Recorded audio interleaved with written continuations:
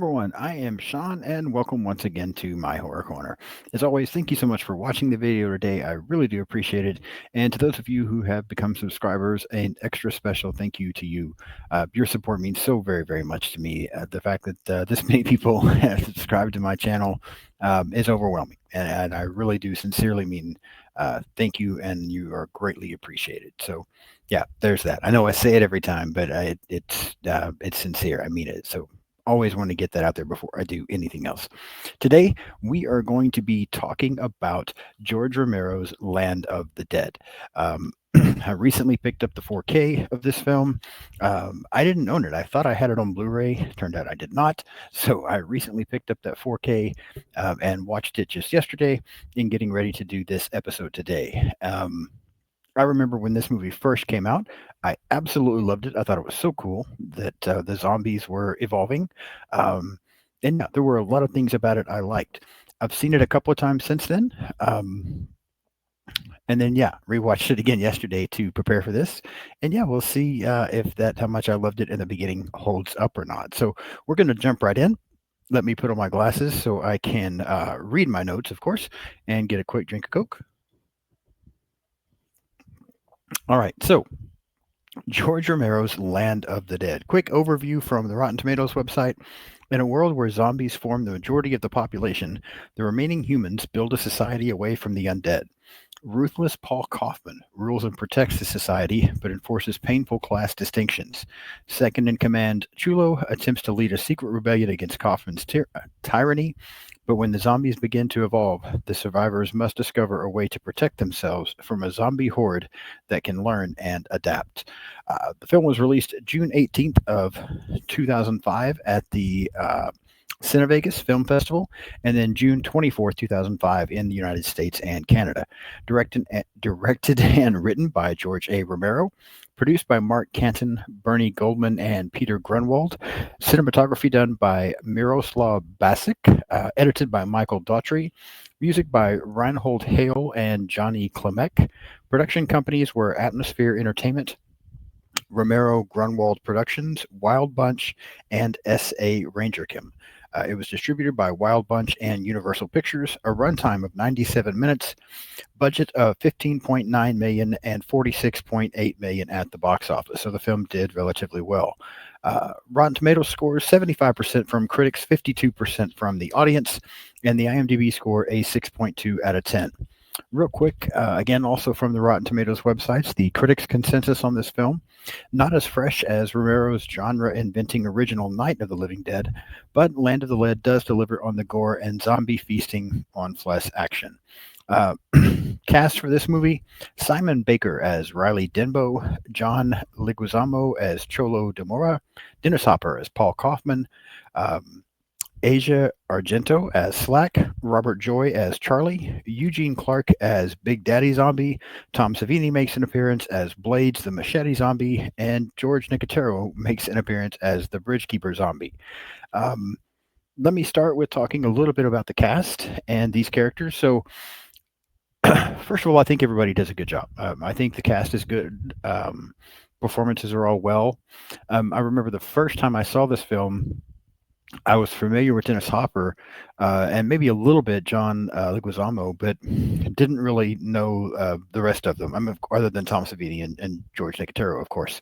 Later, I briefly watched a television show that was running called The Mentalist and became familiar with Simon Baker that way. And then when one of the times I went back and rewatched this film and seeing, I'm like, oh yeah, that's the Mentalist guy. But that's kind of it. But again, I think everybody does a good job. The performances are fine in this movie. Each of these characters has their moments, in my opinion. Well, not all of them have their moments, but some of these characters have their moments. Of course, you don't like, Dennis Hopper's character, Paul. The rest of the characters, even Riley, Slack, and Charlie are your primary good guys, right? But there's even times when you somewhat question that, especially from Riley and then sometimes from Slack. There's just certain comments they make to some people, and you're like, oh, wow, okay, maybe they're not as good guy as I thought. Charlie, he generally seems to be the good guy overall, but he's also a guy that half his face is burned. You can tell he has some issues. Riley has kind of taken care of Charlie. I mean, Charlie helps him as well, but I almost feel like there are times in this film when this character is a little bit too much. But then, for the most part, overall, it's fine as well. Just there were times when this character bothered me a little bit, and like I said, there are times when even the quote good guys in this film, you question how much they're actually good. So I did kind of. I never really noticed that in the film before, the previous times I'd seen it, but I did pick up on it this time, as I was watching it yesterday, getting ready to review this now. Um, few notes and behind the scenes thing for the movie. Romero initially wanted to use Dead Reckoning as the title for the film. For those of you that have seen this, we know that Dead Reckoning turns out to be the name of the vehicle that is a big part of this movie. Um, Romero was negotiating with 20th Century, but they wanted the rights to the entire Night of the Living Dead franchise, which Romero was not willing to give up. And so he then ended up negotiating with Universal, and they ended up giving him the highest budget of any of the films that he's had in this series. Filming took place in Canada between October and December of 2004. This film was banned in the Ukraine. Um, yeah, that's pretty much all I've got as far as the behind the scenes. This version that I watched yesterday, I believe on this 4K was the unrated version. To be completely honest, it's been so long since I've seen the film. I don't really know what might have been different from this being the unrated version compared to the original, other than probably just a little more gore and some of the zombie attacks. I would guess would be it. But yeah, but it was fine, and it looks good in 4K. I will say it does look good in the 4K format. Let's start to go through this plot now a little bit, kind of walk through this film, and let me give you my opinion on some of the things that are happening. So I do like the opening of this film as we kind of get a commentary on the zombie outbreak. So, we're kind of getting something that reminds us of Night of the Living Dead or even Day of the Dead, Dawn of the Dead, some of the films that came prior to this. And I think it's good. I think it works for this film. And I think it's, it had been a while, if I remember correctly, since some of these things had come out. So to get this now, although I believe the Dawn of the Dead remake came out, gosh, I cannot remember what year that came out. For some reason, I'm almost thinking maybe it came out the same year as this. But since those original films, it had been quite a while since we got one. So that a little commentary about the zombie outbreak was fairly cool, I thought. Um, and basically, we get started off here and we discover that Riley and his crew are on this mission. They're using this vehicle called Dead Reckoning, which is, surrounded by armor, very well protected, has guns in it, just a awesome vehicle for this kind of thing. Um, yeah, they're on this mission trying to, get supplies and things like that. We are also introduced to Chulo, who is the second in command, and we find out that you can kind of tell early on that he has kind of a his own agenda in this place back where everyone is living now is divided up basically into two sections. You've got this beautiful high-rise apartments for all of the wealthy people, and then basically everybody else is living on the streets and things, but they're still somewhat protected in this area. For the most part, they're surrounded by this river, and then they do have these fences and things like that in places as well. And Chulo is wanting to move up. He's wanting to be a part of this community in these high-rise apartments, and so he's trying to pick up some extra things, some cigars, some alcohol, some things like that to bring back to Paul Kaufman. So that he can try to get into this apartment. He feels like with the money that Paul earns him, and we pick up on some of this a little bit later on. I'm getting ahead of myself a moment, but with the money that he's owed and these gifts, that he should be able to get into one of these apartments. So he's kind of got his own little mission, and we do see that Riley and he aren't completely clicking. Riley doesn't necessarily like what Chulo is doing. Riley also begins to pick up that these zombies seem to be evolving a little bit. They almost seem to be communicating and expressing behavior that these people are not used to seeing. Primarily, this one zombie in particular, who seems to have worked at this gas station. His name tag says Big Daddy. Yeah, Riley's a little concerned by them, but we also learn from Riley that he plans on, once this mission is over, that he's done. He's retiring, so to speak, and finished with these things. So that's kind of where we're at. And of course, Chulo doing his own things, he does end up basically being responsible for a member of this unit to get killed by a zombie. And then, as they're gathering everything up and they're taking off, we do see um, Big Daddy kind of trying to lead these zombies. Another thing that we learn in this mission is that fireworks are used as a distraction for the zombies. As these fireworks are shot off, the zombies begin staring at the sky, looking at these fireworks, and it allows Riley and his crew to move around a little bit more and accomplish more. But you also notice that Big Daddy seems to realize that this is just a distraction and is trying to deter the other zombies from watching this and to pay attention to what's going on, and seems very angry when some of the other zombies get killed. That's the opening of the film. I like this opening. I find it interesting. It's kind of cool to see zombies evolving a little bit. There's a part in there where Riley actually calls the zombies walkers. I never remembered that from before, and of course we all know walkers are what they're called in The Walking Dead. I thought that was cool just because I'd never heard them. I thought The Walking Dead was the only place they were ever referred to as walkers, but having heard that in Land of the Dead, and maybe it was referred that way in some of the other films as well, and I just don't remember it. But I thought that was kind of cool. Again, good opening. I think it's a good intro to a lot of our characters and what they're trying to do. Riley seems fine. He seems fairly cool. Charlie is his basic partner. You do kind of question Chulo a little bit, but yeah, again, seeing the zombies start to evolve a little bit, you get some decent action. The Dead Reckoning vehicle is awesome, and so yeah, it's not a bad opening to the film. Once they get back into the city, Riley had plans to take this car and take off to Canada and be done. But he finds out that this car is gone. And so he goes to confront the gentleman where he was buying the car from in this almost like this club. And while there, he and Charlie discover that you also see shots of the town and things like that are going on. You meet a few other characters, and a lot of the characters that are living on the streets are very frustrated with Paul Kaufman and the people in this high-rise apartment, and almost seem to want to rebel against them and try to take over. Riley really doesn't want much part of it. He just wants out. But while they're in this place where all these games are being played with zombies and people are taking pictures with zombies that are tied up, they discover that this young girl has been thrown into a cage with two zombies, and that people are betting on which zombie will end up killing the other zombie because they're battling over food, basically. Upon learning this, Riley and Charlie end up saving the girl, and they also end up killing the man that ripped Riley off where the car was concerned. And then Riley, Charlie, and Slack, the girl, all end up getting put in jail. While this is going on, we also kind of have this situation. I mean, we're doing a lot of cutting back and forth. Chulo shows up at these high-rise apartments after stopping someone who killed himself there and was becoming a zombie. He then goes to meet with Mr. Kaufman and expresses his desire to move into the high-rise. And you can tell that Kaufman is not having any of it, that he still views Chulo as part of a lesser class, and basically tells him there's a waiting list and he has to get it approved. And, you can basically tell he's just putting Chulo off. Chulo also sees this and gets very frustrated after everything that he's done for Kaufman.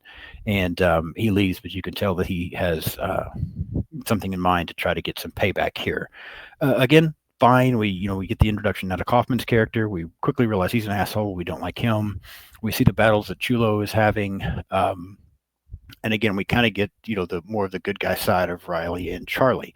But there, while they're in prison, there's just some times, in the exchange as they're getting, talking to Slack, where Riley comes across as a jerk. There's times where Slack comes across roughly like, these are supposed to be our good guys that we're getting behind, and I'm just not completely sold on these characters, just to be honest with you. And again, I never really noticed that before watching this film, but I was noticing it more this time. From here, we basically find out that Chulo and his group end up taking the Dead Reckoning vehicle, and Chulo basically lets Kaufman know that if he doesn't pay him and get him the money that he's owed, that they're going to aim the guns and the missiles and things that Dead Reckoning is equipped with at this city and blow everything up. Kaufman then takes Riley and his group out of jail and sends them to try and retrieve Dead Reckoning, promising to get Riley that car that he needed so that he could finally, get away. Um, Again, fine. The movie's still going along fine.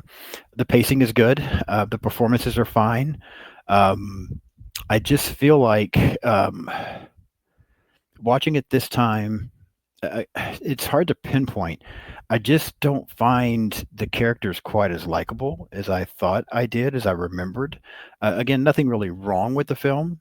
Um, I just feel like while the cast does a good job, I'm just not sure about these characters, honestly. I wasn't as supportive of them, I think, is what I found at one time. And again, I'm not saying that they're the good guy group is bad. I mean, they're doing what needs to be done, and you do kind of get more of that good guy side of them later in the film.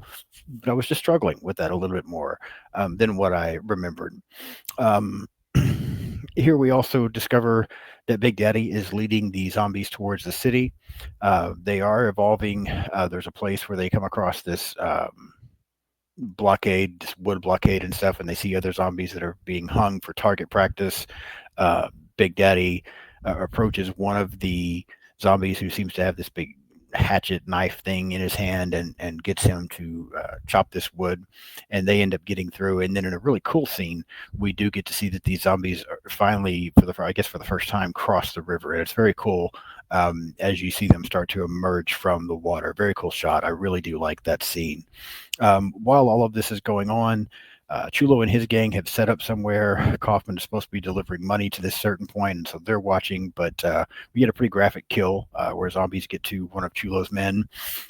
Riley and his group also are trying to find them. They do end up locating Chulo and them, and Riley and Chulo basically are talking about everything that's happened. And meanwhile, the zombies have breached the city now, and they're start attacking a lot of these people, and a lot of people are getting killed.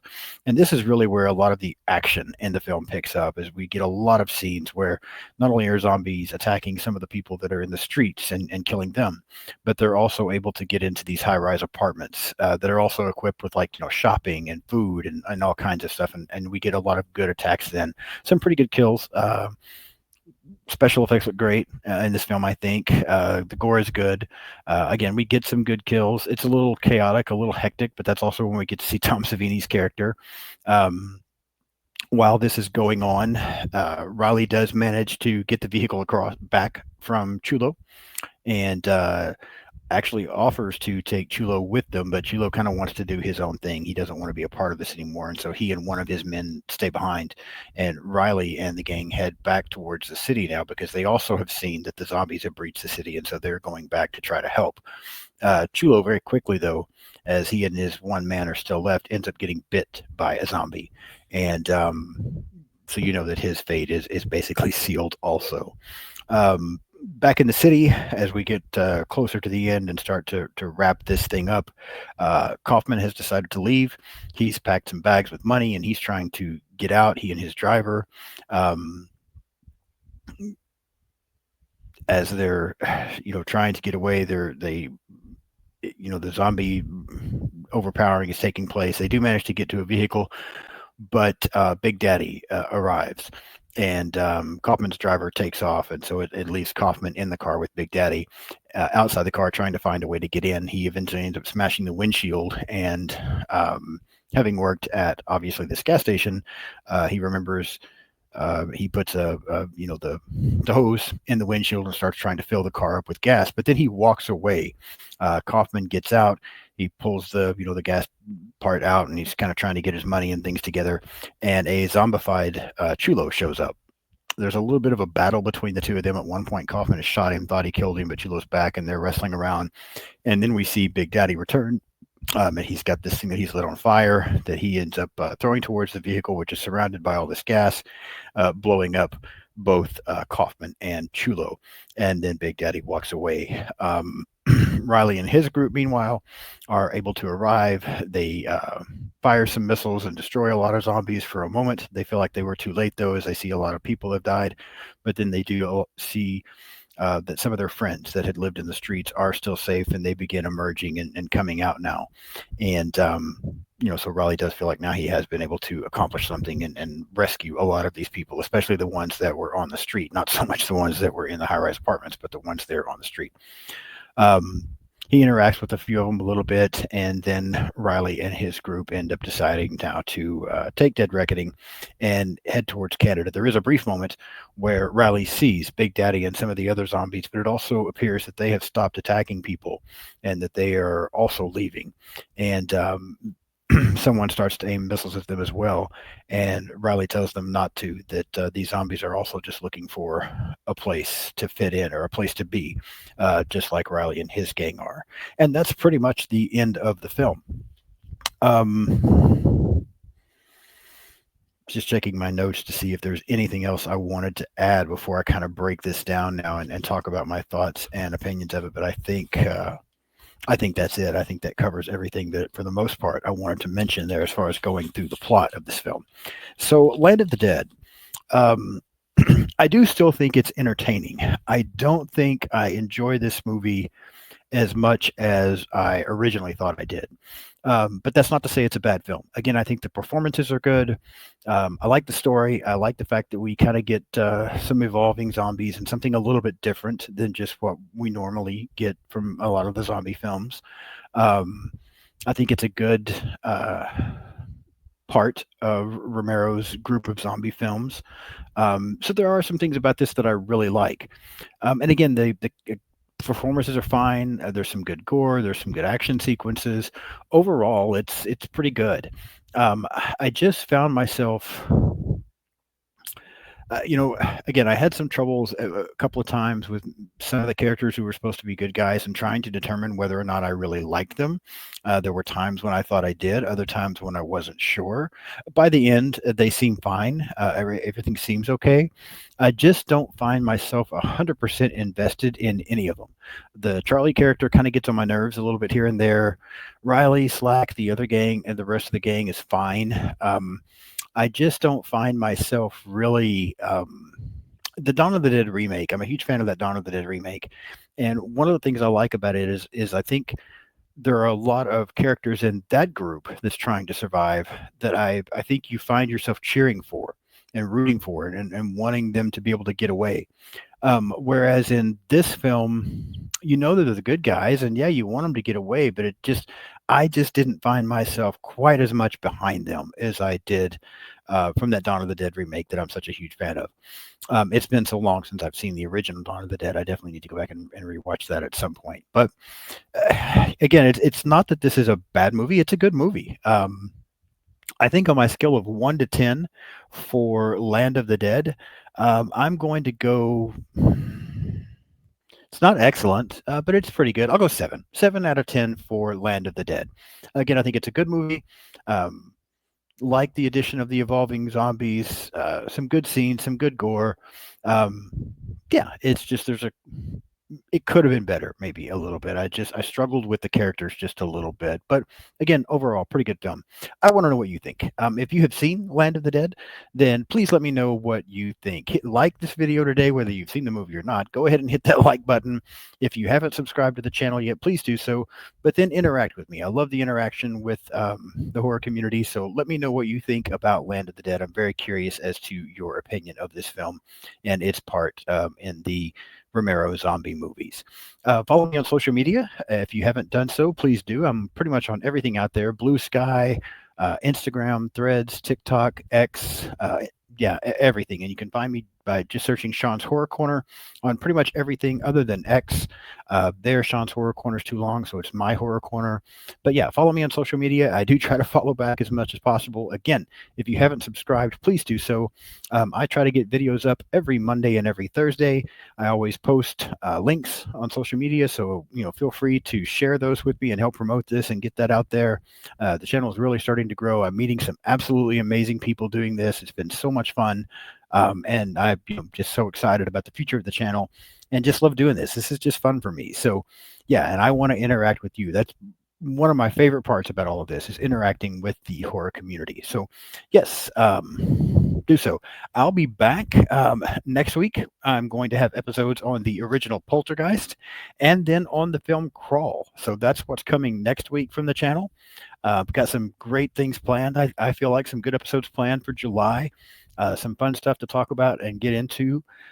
We'll have some more guests back on in July. My friend Bo from Critic After Dark is going to be coming on with me in the future to talk about Maniac. Um, my friend Brendan and Sam from Our Life in Horror, they're going to be coming on. We're going to continue going through the Hatchet movies and talk about Hatchet 3. My friends Robbie and Kaylee from That Horror Couple, they're going to be coming on with me in the near future to talk about the movie Substance. So, yeah, a lot of fun things planned and some things that I am really looking forward to. Aaron from A&B Horror Movies is going to be on soon to talk about 28 Days Later. We're going back and looking at that one with that new film that's come out. So, in that trilogy. So yeah, a lot of good stuff coming. In August, I planned on doing another live episode. So yeah, it's going to be fun. Please subscribe so you can join me for all these things. That's going to wrap it up for now. So again, thank you so much for watching, and I will see you soon.